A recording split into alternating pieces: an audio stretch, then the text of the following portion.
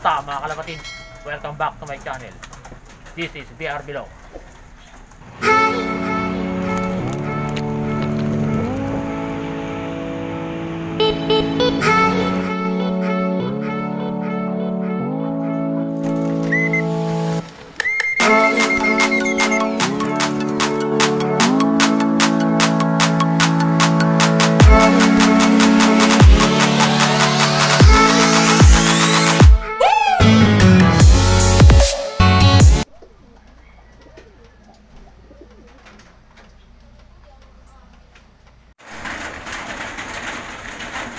Medyo masama panahon, no?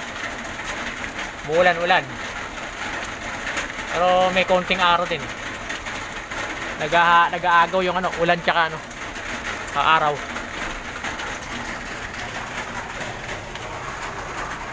Yan, yung mga flyer naliligo. Yan sila, tapos naliligo sa ulan.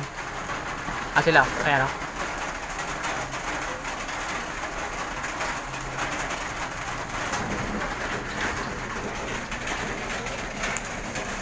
Mga breeder naliligo rin, oh. Ayun, oh.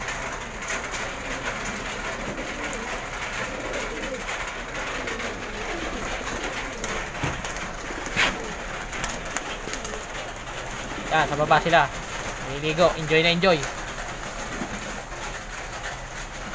Ay, pansinin nyo sila pag naliligo, nakabuka yung mga pakpak nila. Ayun, oh. Yung balahibo nila, binubukan nila. Hindi lang kita rito sa malayo, eh. Pero binubuka talaga nila yung pakpak nila. Para yung mga muscle nila mabasa ng ulan. Ganyan ako magpa-condition mga mga ibon. Yan ang tinatawag na natural bathing. Yung sarili nilang paraan ng pagpapaligo nila sa sarili nila. Yan. Kaya nakabuka balahibo. Kasi pag ikaw nagpaligo doon sa ibon, nilublob mo lang sa yung ikaw mismo nagpaligo, yung force bathing, pag nilulublob mo yung ibon sa, halimbawa sa timba, nilublob mo, yung mga singit-singit niyan, yung muscle niya hindi nababasa, eh. Kasi hindi nakabuka yung pakpak, eh. Maliban na lang kung talagang ibubuka mo yung pakpak nila. Kaya kahit ilubog mo yung ibon sa timba, hindi pa rin ganong nababasa yung pinaka-loob-looban ng muscle nila, eh. Yung iba nababasa, pero iba hindi. Pero pag ganyan, yung natural bathing nila, ayan, yung nakabuka yung pakpak nila, ayan, ayan. Ayan, nababasa yung muscle nila, ayan. Medyo sumisingaw-singaw pa yung init ng katawan nila, eh. Na pag nakabuka yung pakpak nila.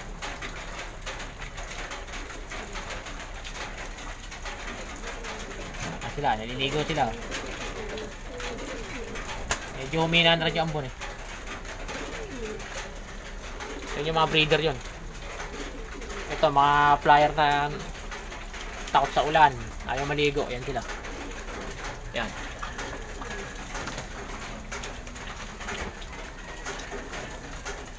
Ito, ayaw rin maligo. Ayan, ay. Mga tambay sa loob. Kasi maambon nga naman, eh. Ito, tapos na maligo itong mga to. Yan.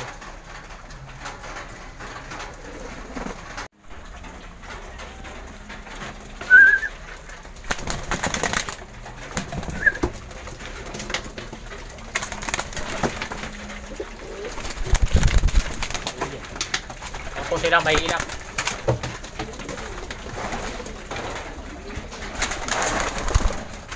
Kaya puli na mga ito, eh. Oh, may ilap sila, eh.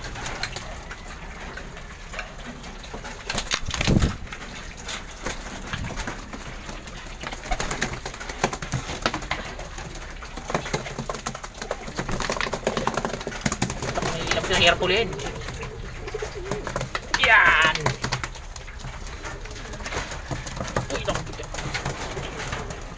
Ganito.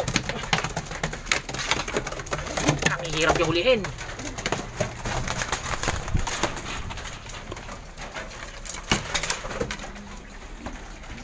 Ay, nako, ang hirap hulihin. Ang iilap. Okay, guys. Napansin nyo ba yung mga mga ibon ko? Medyo may ilap sila. Mahirap sila hulihin.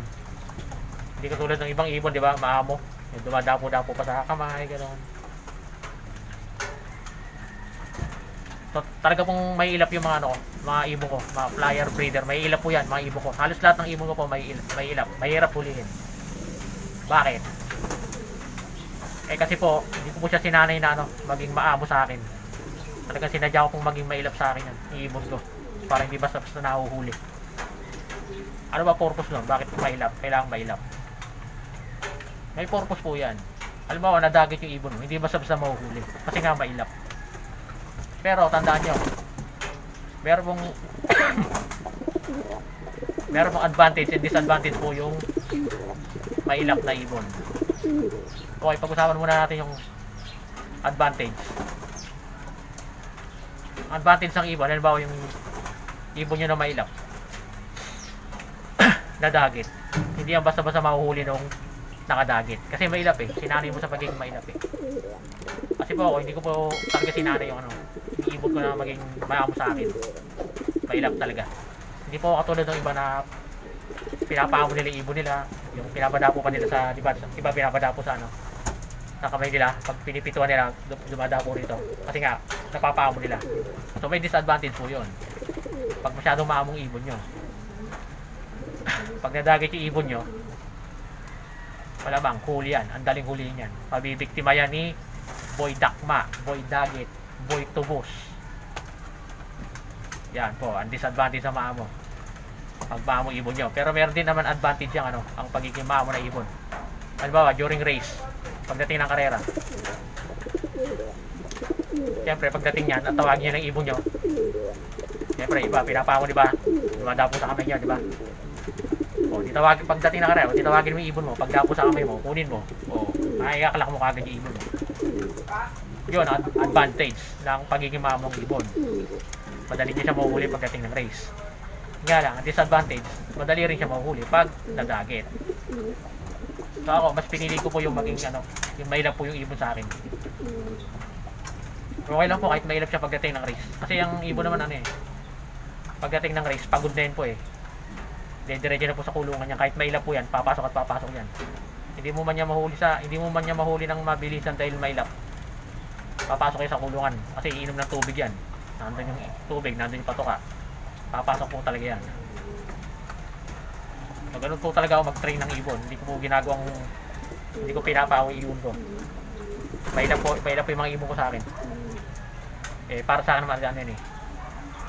Advantage naman sa akin yan eh. Napansin ko rin naman yung sa akin sa loob ko eh. Hindi ako basta-basta nadadagitan ng ibon eh. Pag ano, siguro mga nawawala lang sa race yun. Yung mga nadidisgrasya siguro. Yung mga na hindi nakauwi. Pero sa race naman sa akin naman, minimal lang naman yung mga nawawala sa akin eh. Nasa training, di pa naman ako gaanong nawawalan eh. Pa isa-isa lang, isa, dalawa, mga ganun. Baka minimal din yung losses ko pagdating sa training. Sa karera lang medyo ano, medyo nawawala-wala tayo. Kasi natural lang naman yung mawala ng ibon sa race diba? O ganun po ginagawa ko, hindi ko po pinapahamo yung ibon ko. Kasi nasadya ko po talagang mailap. So may ano po ko eh. Pero magkakaiba po kasi tayong sistema eh. Sa akin, hindi ko po pinapahamo yung ibon ko. Kasi iba, pinapahamo nila yung ibon nila. Dumadapo pa nga dito sa ano, dito sa balikat, sa ulo, diba? Ako hindi ko po ginagawa yun. Hindi po ako komportable sa ganun eh. Hindi masyado mahamo yung ibon. Siyempre, madaling mahuli yan, diba? Pag mahamo yung masyado yung ibon. Kaya sinadya ko po talaga mailap yung ibon ko. Isa iba naman kasi, pag-aalaga naman kasi sa ibon eh, depende sa'yo kung ano gagawin mo sa ibon. Kung nag-aalaga ka lang ng pansy o hindi ka naman kumakarera, okay lang yon, yung maamo sa ibon, yung dumadapo sa balikat mo, sa ulo mo, sa kamay mo, okay lang yun kung ano ka lang, alaga-alaga ka lang, hindi ka naman kumakarera. Pero meron din naman kumakarera na ano eh, na maamo sa kanila ibon eh.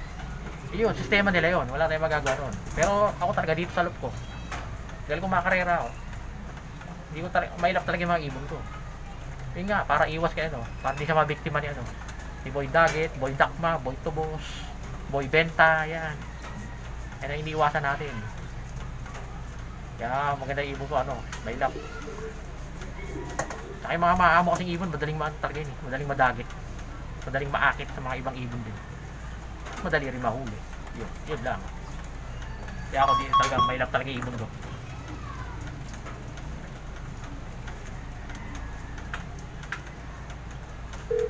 Okay guys, baka gusto nyo bumili ng ano, widowhood box.